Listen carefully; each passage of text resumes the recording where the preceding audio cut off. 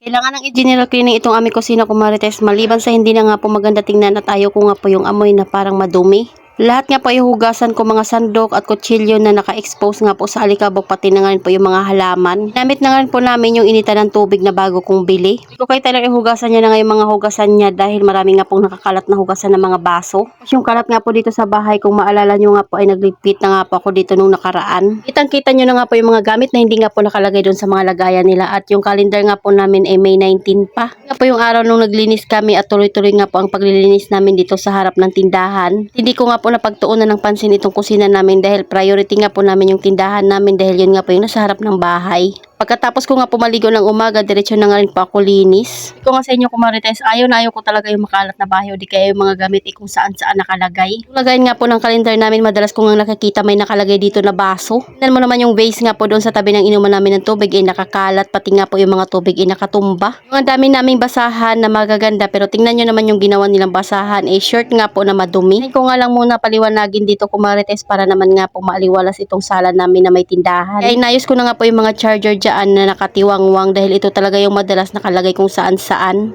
Itong mga suklay at headband, pati nga po yung base namin ay hindi nga po nakalagay doon sa lamesa. Punasan ko na nga muna bago ibalik itong mga ito. Bala ko nga mag general cleaning dito kumarites at magmap nga po ng sahig. Wala namang amoy yung bahay kumarites, pero feeling ko nga po pag makalat feeling ko ang baho ng bahay. Ang araw ko na nga pong binabalak itong gawin na tuloy-tuloyin ko nga po yung paglilinis, kaso kahapon nga po ay nagpahinga ako. Yung mga dapat nga pong itapon ay hindi pa na itatapon ni Jowa. Ayan, at may bumili nga po na dalawang pansit canton kaya binigyan ko na muna. Gusto ko kasi na yung mga gamit nga po na hindi na ginagamit o di kaya yung mga sira na ay diretso tapon na talaga, ayan, at ayaw ko nga po ng stock sa loob ng bahay. Isa nga rin po yun sa hindi maganda tingnan, kaya sabi ko nga diretso tapon pag siraan na. Yung mga gamit naman na pwede pang gamitin at maganda pa binibigay ko nga po iyon. Yung film nga po ng pang-laminate ko marites ay binalik ko na nga po sa lagayan nila dahil hindi ko nga rin po iyan na ibalik kahapon.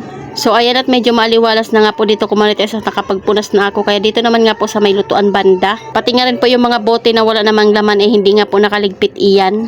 Pagkatapos ko nga pong itabi yung mga bote diretso ko na nga rin pong walisan para mamaya magmamap na lang ako. Order na naman nga po ako ng 2 case ng RH dahil ilang piraso na nga lang po yung natira yung nakaraan kong order. Pati soft drinks nag-order na nga rin po ulit ako sa sobrang init din talaga ng panahon mabenta din talaga yung ating mga inumin, lalo na nga pag malalamig.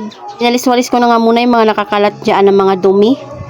Napansin ko nga po yung nakaraan pa naming sira na initan ng tubig nakatabi pa rin dahil pinapatapon ko na nga po yun kay Jowa nakatago lang pala doon sa pinakataas. Itong ginawa nga po nilang basahan nga kumarites itatapon ko na nga rin po iyon, talaga namang hindi ko gusto yung ganyan. Meron nga kaming mga basahan na terno-terno at hindi nga po nilagay dito.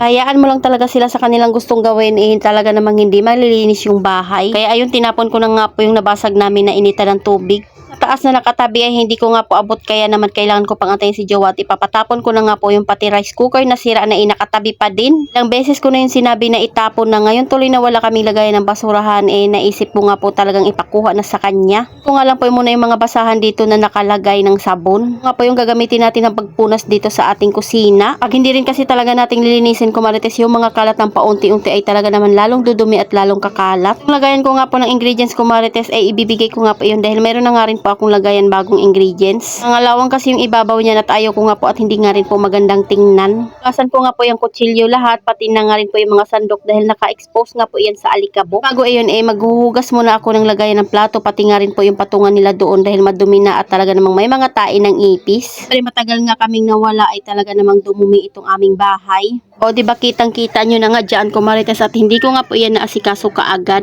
Dahil nakapagpahinga naman na ako ng isang araw, kaya gagawin ko na nga po kaagad ito. Punasan ko nga po lahat na hindi naman kailangang hugasan dahil talaga namang maalikabok. Papatakan ko nga po ito ng Sunrocks na kulay puti, pati na nga rin po ng color safe para maging maamoy malinis nga po itong ating kusina. Kalat na bahay at maduming kusina ay talaga namang nagbibigay sa akin ng stress at hindi nga rin po talaga ako natutuwa. Kaya hanggat maaari ay linisin ko rin talaga kaagad at pinunasan ko na nga rin po yung mga pinakadingding ng tiles ng kusina namin dyan. Kusina namin ay halos hindi nga po kasya yung isang tao dyan, kaya naman kailangan maging malinis para naman maganda tingnan. Nasan ko na nga rin po yung lagayan ng bigasan namin dahil sinalina na nga po ito ni Jowa. Para maibalik ko na nga po yung iba sa pwesto at malinis ko na nga rin po kaagad. Basan ko nga rin po itong lagayan ng platuhan namin kasi hindi nga po maganda tingnan dahil pag kulay puti, kitang-kita talaga yung dumi. Ko nga po muna iyan ng Sunrox nga kulay puti. Next nga po ay yung color safe. Ito nga lang po yung kagandahan pag kulay puti nga po yung mga gamit mo, makikita mo nga po hindi na maganda or hindi na kaaya-ayang lagyan. Kaya kailangan mo na rin kaagang linisan. Mga dark color kasi hindi mo makikita na nandigigit tata na pala yung mga nakalagay doon. Tapos gagamitin natin yung mga kutsarang nakalagay dyan. Mga hinugas nating plato, ilalagyan pa natin ulit, hindi natin napapansin na madumi na. Kung nga pong hinugasan na itong mga sandok.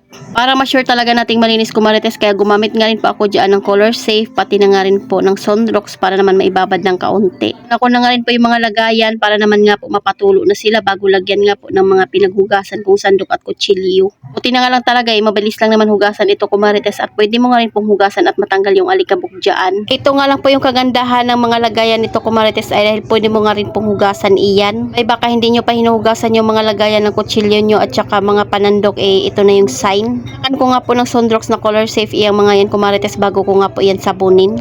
Washing liquid namin Marites talaga namang hindi pa namin nagagawa. Kaya ito napapagastos nga po kami sa mga dishwashing na ginagamit namin. Yung pinaghugasan nga po ng mga sandok dahil mabula pa nga po ito at hindi pa naman nga po masyadong madumi. Babanlawan ko nga rin po dito yung mga halaman. Na hindi nga po sayang dahil napansin ko nga hindi nga maganda tingnan pag maalikabok yung mga halaman at hindi nga rin po talaga kaaya-aya. Iba din kasi talaga yung bahid ng freshness ng bahay pag talaga namang nag-general cleaning tayo. Yun na nga pag alam natin na talaga namang nahugasan natin yung mga kailangang hugasan na bawat sulok ay napunasan. Pati nga rin po base ko Marites ay pinunasan ko na para naman nga po talagang malinis lahat. Tapos kung ang mapanlawan yung mga halaman dyan Marites, ang next ko nga pong gagawin ay magsasaing na muna at mag-iinit na nga muna ng tubig dahil parating na nga rin po si Jowa. Tapos kung nga pong banlawan itong mga halaman pinaakyat ko na sa taas. Nang gamit nga po nitong ating initan Marites, sana nga po walang sira. Kaya nilagyan ko na nga muna ng tubig ng kalahati lang. Pagkatapos ay sinalang ko na nga rin po ito kaagad. Meron nga rin po itong lid light. Pag di pa kumukulo yung mainit na tubig, ako naman nga po ay magsasaing na. May kaunti pang bahaw kaya isasalin ko na nga lang muna iyan sa lagayan. Yung rice cooker nga po at saka yung initan ko ng tubig ay same brand nga po iyan, Zolele. Hugasan ko na nga rin po diretso para makapagsaing na nga rin po ako kaagad at itinabi ko na nga lang muna pala yung iba kong mga hugasin dyan para mababad nga po iyan sa Sunrox pati sa color safe. Hating takal nga lang po yung sasaingin ko dahil may bahaw pa nga po na natira. Diba malinis na nga po yung bigasan namin dahil napunasan ko na nga rin po ito. 2 beses ko nga lang po hugasan yung aking sinaing. Kaunting sabaw para hindi naman nga po malata itong ating sinaing. Sakto naman nga Marites ito at pakulo na nga rin po ito kaagad itong ating initan ng tubig. Nga po nainitan yung tubig na yun Marites dahil matibay nga po yung ginamit na glass dyan. Pagkatapos magpakulo, isinalang ko naman nga po itong ating sinaing. O diba at kita mo nga rin po yung pinakalaman ng loob niyan, pero dalawa nga po yung takip niyan at hindi ko nga po yun madalas ginagamit. Dahil unang kulo nga po ito Marites, ibunuhos ko na nga muna dito sa mga sandok na hinugasan ko. So yun lang muna Marites, salamat sa panonood, follow for more, God bless us at sana i-share nyo na nga rin po itong aking video.